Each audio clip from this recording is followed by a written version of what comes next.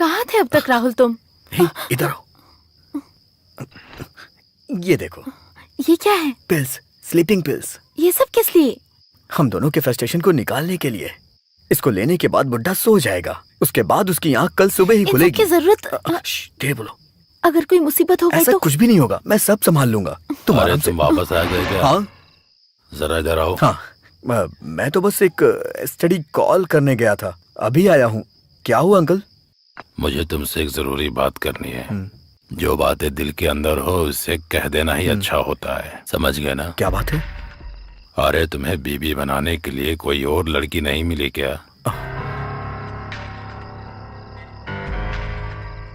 तुम्हारी बीबी बनने के लायक नहीं है मीरा। Mind your words. अरे गुस्सा मत करो, गलती सुधारने के लिए अभी वक्त है। सुबह तक का समय है तुम्हारे पास। क्या हुआ? क्या बात है राहुल? इन्होंने क्या कहा? नहीं, वो पूछ रहे थे कि रात को खाने में चपाती चाहिए या चावल। तुमने क्या कहा? चपाती चलेगी। बस इतना ही क्या? अरे सेहत के लिए चावल अच्छा होता है, बोलने से नहीं पता चलता है क्या? चलो।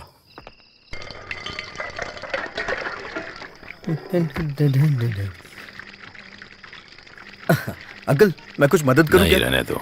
हाँ अंकल, मैंने आपके बारे में बहुत कुछ सोचा, लेकिन मुझे कुछ समझ में नहीं आया। वैसे आपके पीछे राज क्या है? कुछ राज की बातें राज ही हो तो अच्छा है। नहीं, मुझे बस जानने की उत्सुकता हो रही थी और कुछ नहीं। तुम ना ही जानो तो बेहतर है। ठीक है।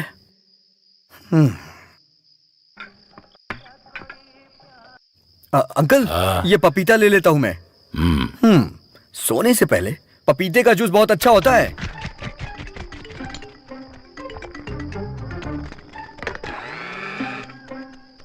अरे फ्रस्ट्रेटेड बुढ़ऊ, इसे पीने के बाद तुम आराम से सो जाओगे।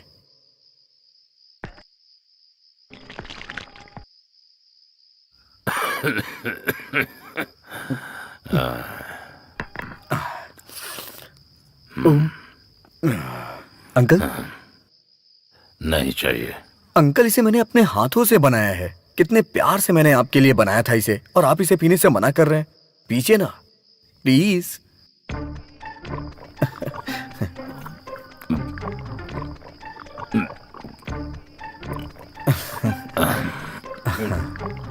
अच्छा है ना अंकल?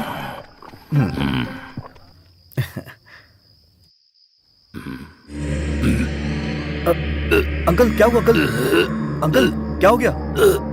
अंकल चलिए चलिए। अंकल आराम से।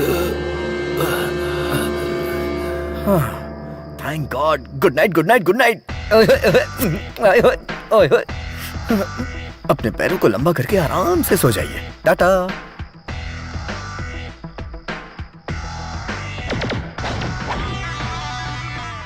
Magic of papaya. My dear Meera. Meera, Meera, अरे बुढ़ऊ सो गए? मीरा, हे।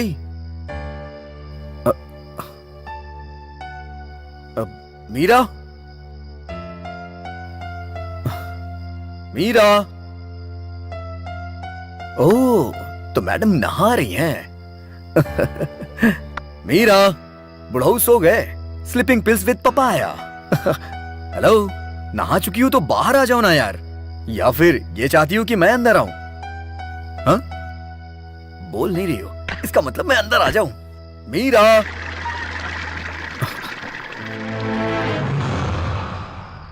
कहां चली गई है?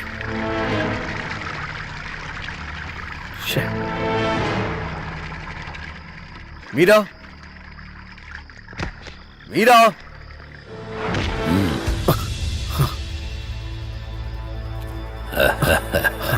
Sleeping pills with papaya.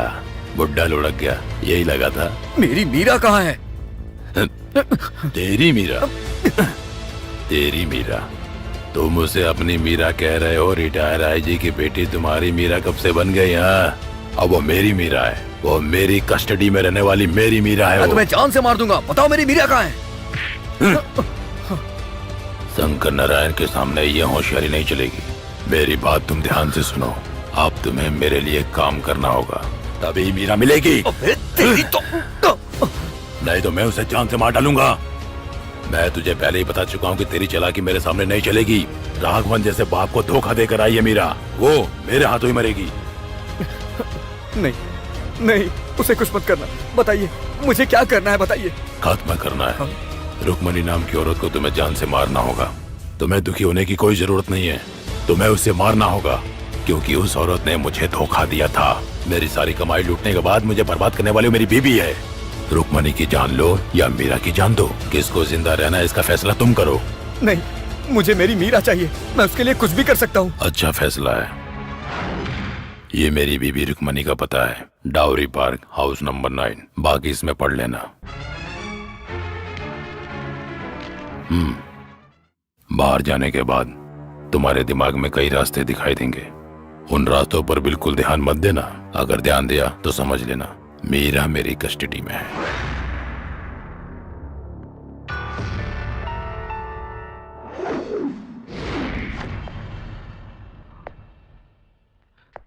Shankar Narayan ने रुक्मणी देवी को मारने के लिए मुझे भेजा, लेकिन मुझ में किसी को भी मारने की हिम्मत नहीं है। लेकिन मेरी मीरा, सब मेरी वजह से हुआ है। मैं खुद को कभी माफ नहीं कर पाऊंगा। मैं इसके हल निकालने के बारे में सोच रहा था, तो मैंने ये सोचा कि मैं ये सारी बातें आईजी सर को बता दूं, और मैंने उन्हें सब बता दिया। मेरी बातें सुनकर वो मंदिर में मन्नत मांगने गए हैं। इन सब में अब भगवान क्या कर सकता है सर? हमें मीरा को बचाना होगा। मुझे आपकी मदद की जरूरत है सर, नहीं तो वो मीरा को मार डालेगा।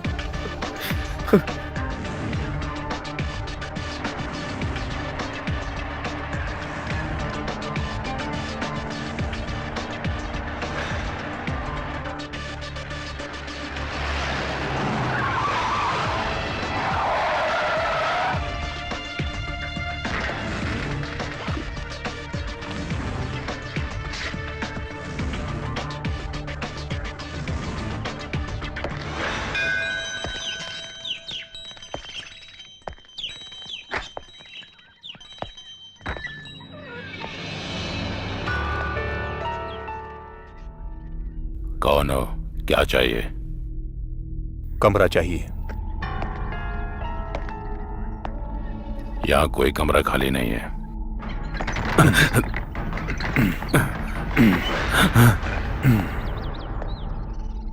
मैं यहाँ रुकने के लिए आया हूं और रुक कर ही जाऊंगा। मुझे बस वो कमरा चाहिए। माफ कीजिए सर, उस कमरे में आदमी है।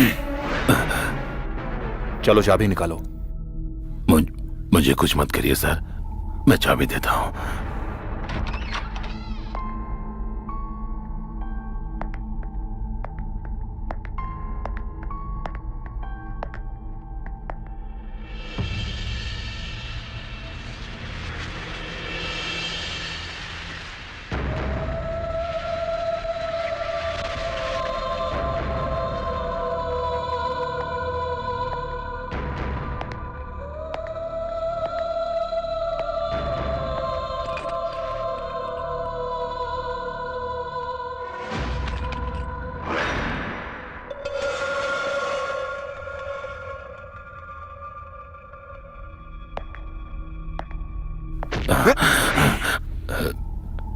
तुमने इस बेचारी को मार डाला?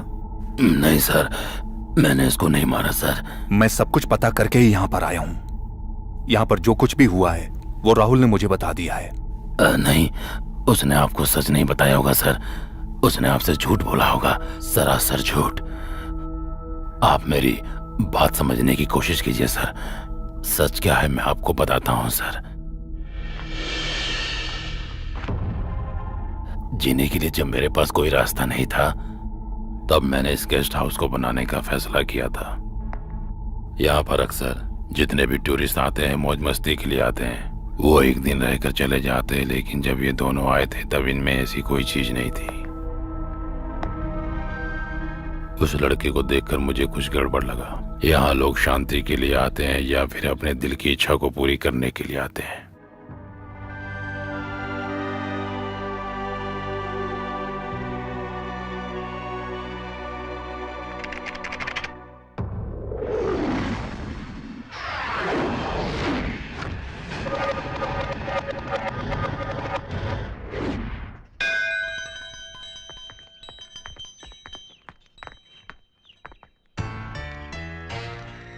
हाँ,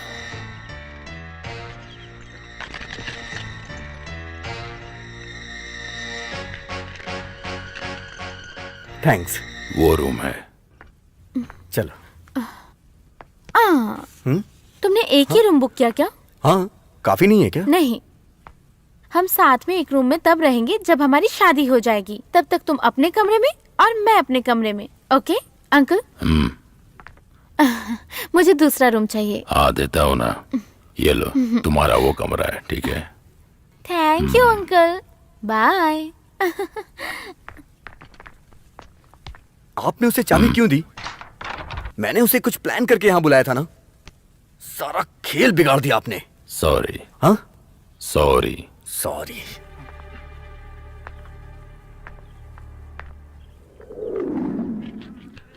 अंकल, मैं और मीरा दिखने में कैसे लगते हैं? पिछले जन्म में हमारा कोई बंधन जरूर होगा शायद। वैसे दिखने में तो वो मेरे लायक नहीं है। अगर मैं थोड़ी कोशिश और कर लूं ना तो मैं उससे अच्छी लड़की आराम से पटा सकता हूं। आप क्या कहते हैं? अगर तुम ऐसा कर सकते हो तो फिर शादी के नाम पर उसको इतना दूर क्यों लेकर आए हो? इसके पीछे एक वजह है अंकल, जो आप धीरे धीरे समझ जाएंगे। लेकिन अभी हमारे बीच ऐसी कोई रुकावट नहीं है, मैं जानता हूं। कोई भी फैसला लेने के लिए कल सुबह तक का समय है ना? कल सुबह तक का समय है। Thank you.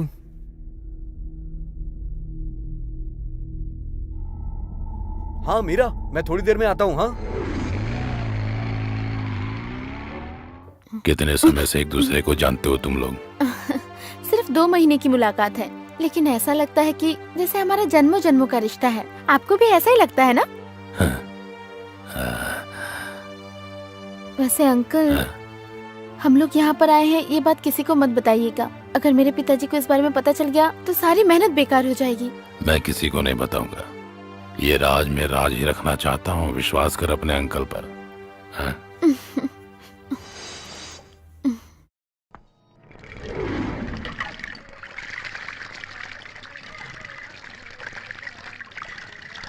अंकल, मैं सोने की कोशिश कर रहा हूँ। हाँ तो लेकिन मुझे नींद नहीं आ रही। कल शादी की टेंशन है। शायद मेरी मत मारी हुई है, इसीलिए मैं उस लड़की से शादी कर रहा हूँ। कोई मदद चाहिए क्या? नहीं चाहिए।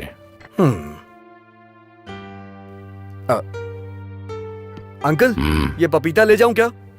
रात में सोने से पहले पपीते का जूस पीना चाहिए। मुझे उसके बर्ताव से उस पर शक होने लगा था। पपीते के जूस में मुझे सुलाने के लिए नींद की गोलियां मिला रहा था वो। और फिर मैंने भी उसका प्लान पता करने के लिए ठान लिया था कि आखिर ये सब वो किस लिए कर रहा है।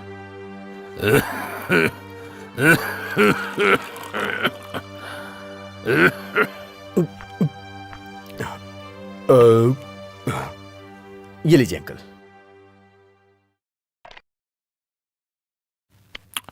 शक्कर बहुत कम है। मुझे मीठा बहुत पसंद है, वो चाहे जूस हो या फिर जिंदगी। हाँ, मीठा होना जरूरी है। हाँ।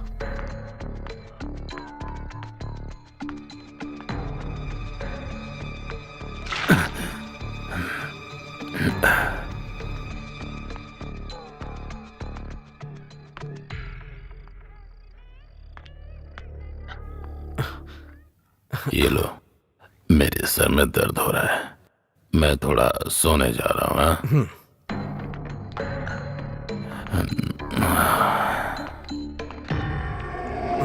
यस।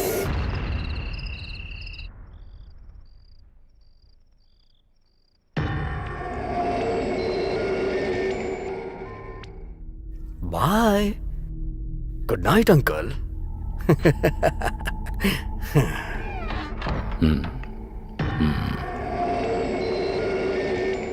टडडम पम टडडम पम। हाय मीरा। बुढ़ा सो गया पता है? अरे कितना परेशान करता है यार वो। और पता है क्या कह रहा था? मेरी तुम्हारी जोड़ी बिल्कुल नहीं जमती है। तो फिर तुमने क्या कहा? सही तो कह रहा था वो। मैंने उससे कह दिया तुम मेरे लायक नहीं हो। क्यों? सही कहा ना मैंने? आज की रात हम एक जश्न की तरह मनाएंगे और कल सुबह हम यहाँ से वापस चले जाएंगे। लेकिन लेकिन तुमने तो ऐसा नहीं कहा था। ये शादी वादी की झंझट मैं नहीं पालता। जिसकी शादी नहीं हुई रहती है उसके लिए मैं एक रात का पति बन जाता हूँ, और हम दोनों के बीच भी यही रिश्ता होना चाहिए। Come on darling, come on. मुझे राहुल, राहुल छोड़ो मुझे, छोड़ो। इतना परेशान क्यों कर रही हो? राहुल छोड़ दो राहुल, छोड़ दो इसको। कहाँ से आ जाओ?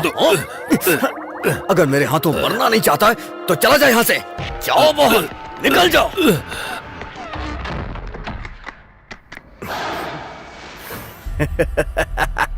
राहुल प्लीज, राहुल प्लीज मुझे छोड़ दो। राहुल, इस बच्ची के साथ ऐसा मत करो। दरवाजा खोलो राहुल, दरवाजा खोलो, खोलो खोलो राहुल, राहुल।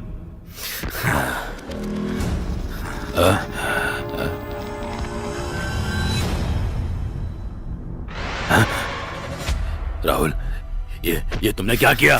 जा। सुबह होने से पहले इसे कुएं में ले जाके फेंक देते हैं। और सुन, अगर इस बारे में तूने पुलिस को बताया ना तो मैं एक खून और करने में जरा भी हिचकिचाऊंगा नहीं।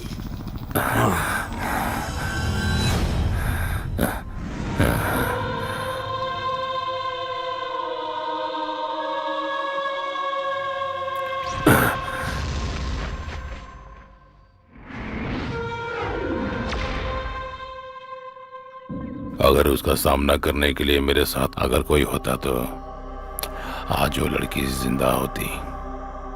आखिर मैं अकेला क्या कर सकता था? तुम्हारी बनावटी बातों को सुनकर मैं भावुक होकर यहाँ से खाली हाथ जाने के लिए नहीं आया हूँ। अमन ग्लोबल स्ट्रीट में जो औरत रहती है, रुक्मणी देवी, वो तुम्हारी बीवी है। तुम उसको मारने के लिए राहुल कृष्ण को मजबूर कर रहे थे। उसने तुम्हारी बात मानने से इनकार किया तो तुमने मीरा को मार दिया। इसलिए मीरा की हत्या में केवल तुम्हारा हाथ है। बीवी और मेरी, लेकिन मैंने अभी तक तो शादी ही नहीं की। फिर भला क्यों मैं उसको मारने के लिए किसी को मजबूर करूंगा सर? किसी को भी मारने के लिए 1000 रुपये काफी है। कोई भी ये काम आसानी से कर देगा सर। आप उसकी बातों में आकर उसे बचा रहे हो सर। अरविंद, इससे एड्रेस ले लो सर, और जाकर छानबीन करो कि रुक्मणी नाम की औरत उस पते पर रहती भी है कि ओके नहीं। सर। जल्दी जाओ, क्विक।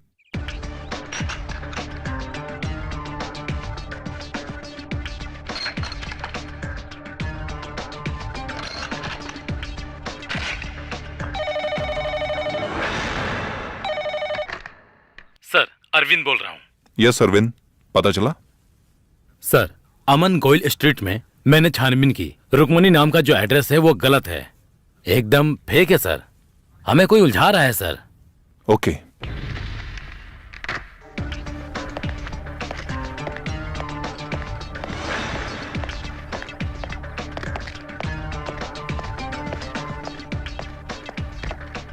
सर सर सर वो मानसिक रोगी है। उसने मीरा को मारा है सर। वो किसी भी स्थिति में बचना नहीं चाहिए सर।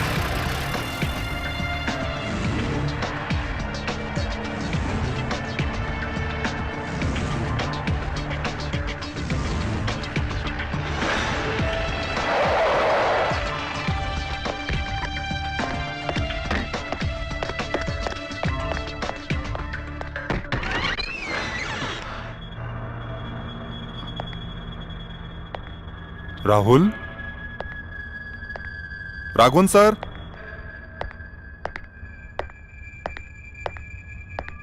राघवन सर।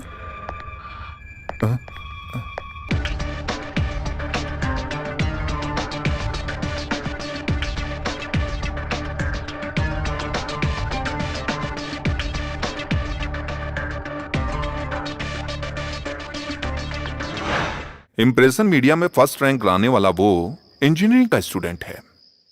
इतने दिनों तक वो यहीं पर था। जहां कोई किसी को सहारा नहीं देता, यहां उसे प्यार और सहारा दोनों मिला। फिर इसका दिल इतना कठोर कैसे हुआ कि वो किसी की जान ही ले लेगा?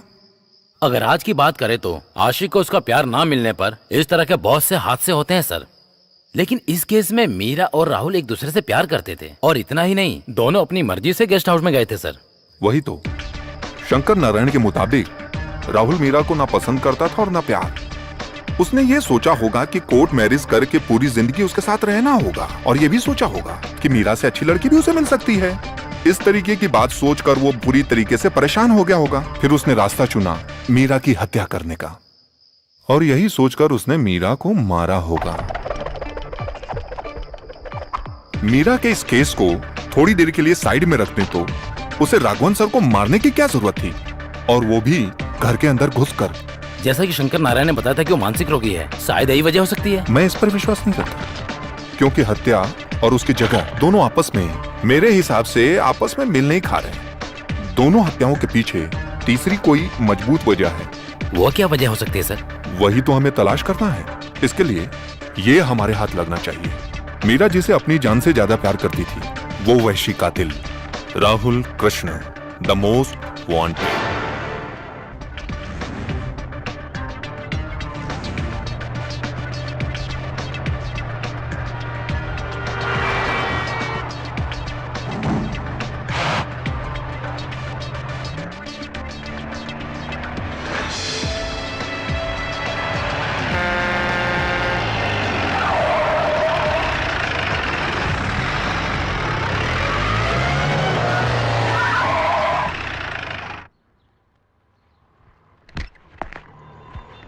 मैंने जैसा कहा था वैसा ही करना, ठीक है बेटा? ठीक है। हाँ, लो, अरे लेकिन तुम तो इन पर विश्वास नहीं करते। आज क्या हो गया? एक मुसीबत है मुझे लग रहा है। अच्छा बताओ, मेरे हाथ की रेखाएं भविष्य के बारे में क्या कहती हैं? हे भगवान, अच्छा देखती हूँ। तुम पर सवाल उठ रहे हैं।